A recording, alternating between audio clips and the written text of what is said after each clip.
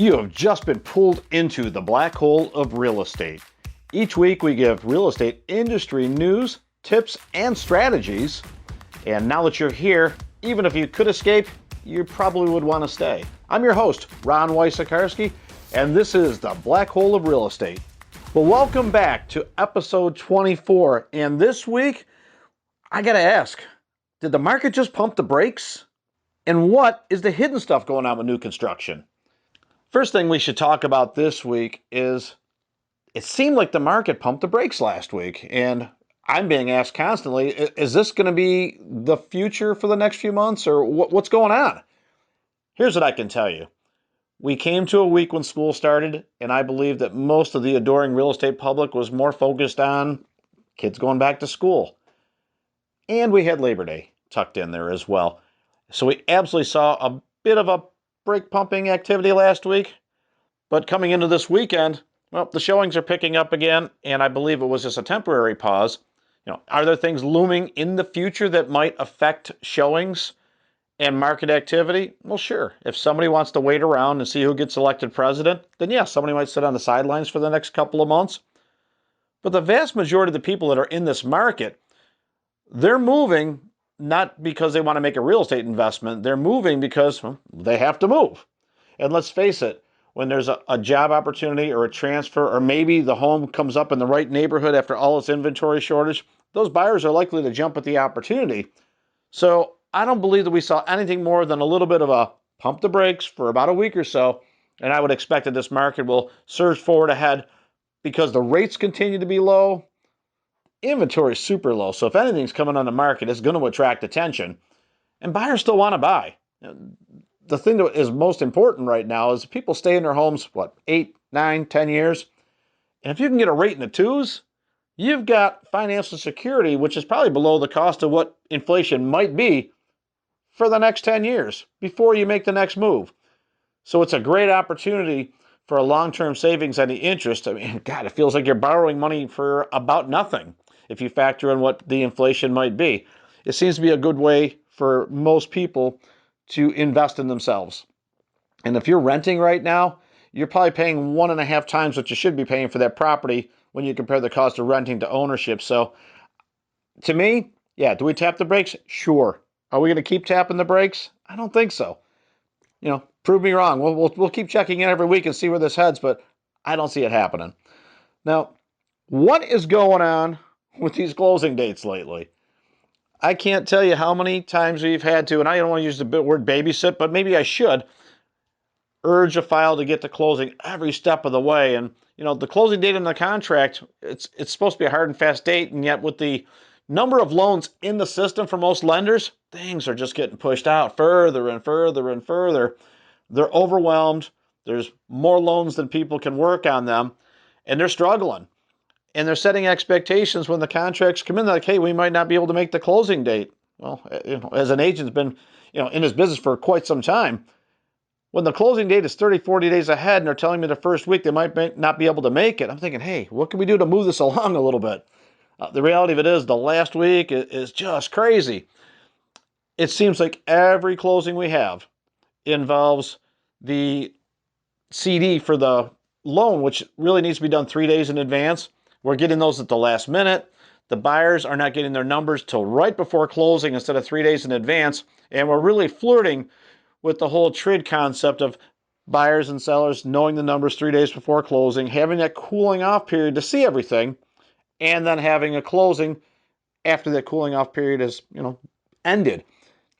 It's starting to feel a lot like 2005 and 2006 when we were getting numbers literally minutes before the closing or even at the table filling them out at the closing table. And it's really starting to feel like that. I can tell you that, here we are on 9/11. This Friday morning, I was planning for a closing for a client, and it somehow got pushed over to Monday. We're dealing with extensions and moving trucks and, hard feelings about being moved out, but now not getting their money till after the weekend. For seller side and for buyers, they took a couple of days off. And this happens on, seemingly every deal right now. So if you're in the market and you're looking at those 2% rates, or you're a seller and looking to cash out of a property right now, those are all good things. No one needs to be scared off. Just understand that your closing date it's more of a moving target than ever before. These closing dates are moving a few days here, a few days there. Forget trying to close early. That's almost a thing of the past. Right now, it's all the lenders that can do to just get things closed kind of close to the date in the contract. So just know that if you're in that situation and you're planning for moving trucks and prepaying for things, you might want to have a little flexibility on the date that you can order it. If you're tied into a hard and fast date, you may have all your possessions moved out and have to stay in your home for a couple of days. So at least, I don't know, maybe keep back an air mattress or something for yourself, planning for that moving date. It's very uncomfortable right now to see what's happening with these timelines. Now, if you're involved in new construction, this is a whole different ballgame. You're trying to make a purchase of a brand new home that you can't wait to get into, and let's say that your closing date is September 30th. Well, we've had a ton of rain lately, so if your home is nearing the finish line but is not quite done, a lot of the driveways can't be put in with this extreme amount of rain that we're receiving right now. So they're not getting their final certificates of occupancy, they're not completing the homes, and those closing dates are getting pushed as well. So if you can imagine selling your home around the 25th of September, buffering in a few days to stay with friends or family with your stuff kept on a moving truck for an extra few days, or maybe you got pod storage or something like that, but you're planning on moving in on the 30th or something like that, well, now your lender is not able to lock your loan because the builder really doesn't know when the home's going to be ready. And most loan locks are done for 30 days, and you don't want to lose your rate. And the builder's not sure of the closing date, and they can't even get, it'll be sometime maybe in October now. Well, is it the 1st or the 30th? Well, that's a tough thing to deal with because how do you plan for that? Especially when you're moving 3-4 hours away. I can tell you, I've got a good friend who's in this position right now looking at, the possibility of being homeless, selling their home around the 25th, getting a temporary rental, which is expensive and causes a lot of extra travel and a double move, and the uncertainty of you've got the right house and you'd love to close on the 30th because it's exciting. But now your closing date's becoming somewhat ambiguous, and I honestly don't know if he'll close on the 1st or the 30th or even in October for that matter. So if he's listening, I hope that you're not, tied to a rental that you are going to have to move 2 or 3 times until that closing date happens. A lot of people are using empty Airbnbs or any place where they can get in for just a week or two, but you might have to renew those as well. This is a tough time if you're involved in new construction because, again, the closing dates become somewhat arbitrary because you're not able to have the home completed because of the weather and heavy rains. Another tropical storm comes through. Who knows how long this could get pushed out? So this is a hard time of year to close in the first place. And if the lender is working with arbitrary dates, they can't do their job because they're not sure how long to lock the loan, when to do the appraisal, when to get it all through underwriting, and updating the pay stubs and bank returns. Under ideal circumstances and low volume, that's hard to do. When there's a bazillion files on somebody's desk, they're going to go to the ones that are closing now. And if it doesn't have a closing date on it, it's going to get pushed to the back of the pile. It's just how it's going to happen. So not a good thing. Now, the last thing I want to talk about today is, again, new construction. We know all of the options that are out there. New roof, new everything, and builder warranties, and all the great stuff that comes along with it.